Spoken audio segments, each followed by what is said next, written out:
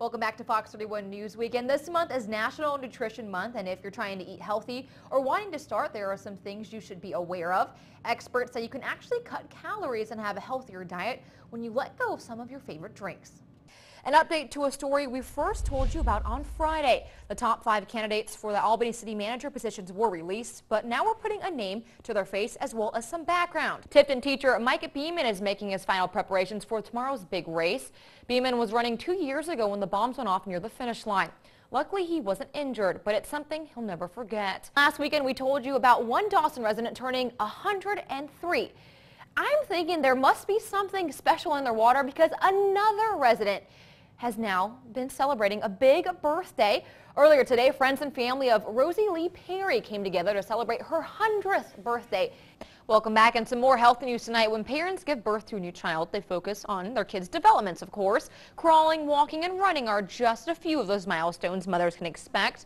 Even though you may not know when these moments happen, planning ahead can actually put you at ease. Thanks, Karen. That's right. The spirit of Mardi Gras came alive today in downtown Albany. For the 14th year in a row, there was food and vendors and bands that all came together to celebrate. Organizers say the turnout was great and had a little something for everyone to enjoy. But what was your favorite part? Welcome back, everyone. Doherty County EMS now has a new device that could help save more lives. Director Greg Rose said last month they purchased a Lucas CPR machine for around $14,500. He says the machine has already been used a few times and is making a huge difference. Deadline to enroll in the Farm Bill is this coming Tuesday the 31st. That's just 2 days away. If you're a farmer, experts say there are a few things you should do before you enroll in the program. First, drop by the FSA office and update your farm base and your new yield. Dawson Police Department needs your help after an armed robbery. Late Friday, they were called to the armed robbery on Lemon Street. Victims say 4 males robbed them at gunpoint. Officials say after tips, the suspects were identified. All 4 have been taken into custody and are now being charged with 2 counts of armed robbery. We caught up with the Dawson Police Department for some advice if you find yourself walking late at night. We do have breaking news tonight. A local convenience store now has some damage after a car slammed into their building around 5 p.m. There you see it right there. The owner of this Chevron gas station in the 1600 block of Falima Road says he and employees were at the front of his store when a red car came crashing into his building. First on Fox tonight, an Air Force veteran was arrested Friday after a disagreement with protesters at Valdosta State University. Michelle Manhart told Fox 31 News a student at VSU sent her a picture Wednesday of the protesters walking on top of an American flag. Officials say they were called to the 3300 block around 8:20 this evening. They say the driver of a gray Jeep Cherokee that you can kind of see in the background there went airborne after hitting a ditch and crashed into a power pole, breaking it into 2 places. An update to missing Osceola teacher Tara Grinstead. After searching a specific area about 6 weeks ago, the Georgia Bureau of Investigations may have hit a dead end. And the Albany Police Department has another reminder for teens on spring break coming up. If you're under the age of 18, you do have a curfew and they will be enforcing it. Thank you, Katie. And new tonight, the Atlanta Journal-Constitution reports the brothers accused in a civil lawsuit of killing Kendrick Johnson have now countersued the Johnson parents. The paper says Brian and Brandon Bell and their father denied the allegations in a wrongful death lawsuit filed by the Johnson parents. The man convicted of killing Lieutenant Rouse 5 years ago made a guilty plea earlier last month. Right now, we're still waiting to find out when Dontavius Raynard Thomas's sentencing hearing will be.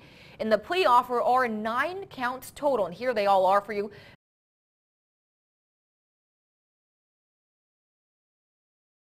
Days after this video went viral on social media, people are rushing to defend an Air Force veteran after she interrupted a protest at Valdosta State University. We are supporting both sides of this protest. Andy Clark with VSU says since this day, they've gotten a lot of calls. A pretty steady stream of, people in the community that are, that believe the flag should be protected and are very vocal of their opinions. This is the woman at the center of the protest, Michelle Manhart. She was detained Friday after taking an American flag from a protester because she thought it was being defiled. We didn't discuss it. I just said to her, hey, if something happens, make sure you get it on video. And that was one of those if something happens. Prompting the viral video shot by her daughter. And while many defend Manhart, others are now looking at elements of her past and calling her hypocritical. In 2007, Manhart posed naked with an American flag that touched the ground. ground, the same thing she was trying to put an end to at the protest. Way back then, we did this shoot for a purpose, and nobody really asked about it. Here it is 8 years later. Manhart says her actions with the flag aren't the same as the protesters at VSU. That was the purpose of it, was to show that we always have our freedom and when we're stripped of everything. She adds during her photo shoot there were stipulations laid out, one of which was that if the flag touches the ground, they would properly dispose of it, unlike the flag used at the VSU protest. This one was torn, tattered, dirty, muddy. It almost looked like it had been burned, but I don't think it may have just been mud. So totally, completely two different situations. And for now, it seems like the students are on her side. I think it was really courageous that she did what she did. But the debate is far from over. Sasha Lenninger, Fox 31 News.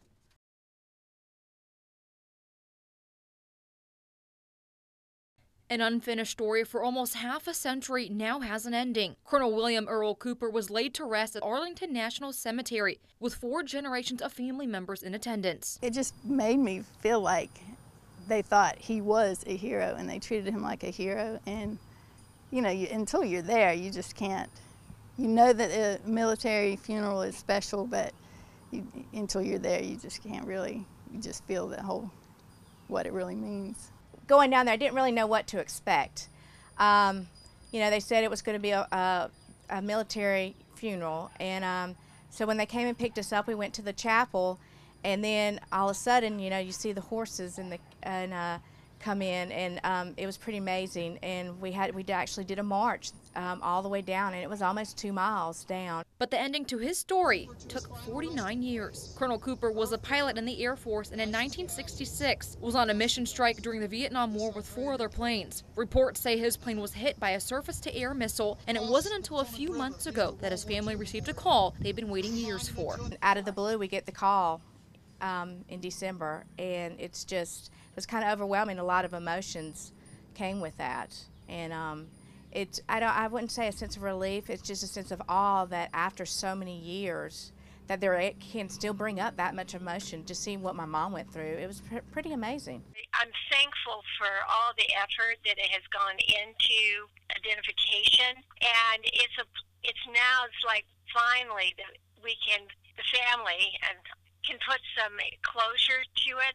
And, you know, not that we want to move on, but just honor his life and honor his service to the country. It was because of witness reports, the Joint POW-MIA Accounting Command, and new developments in technology that Colonel Cooper is now home. I'm just very appreciative of the, you know, not leaving anyone behind, and appreciative for all the hard work that was put into identifying the remains and giving the family closure and being able to honor my father in a proper military way. And it's a story the family plans to share with future generations. Now I can actually tell my children what happened to their great-grandfather and what he did for his country, and actually what our country did for him, bringing him back home and actually giving him a final resting place.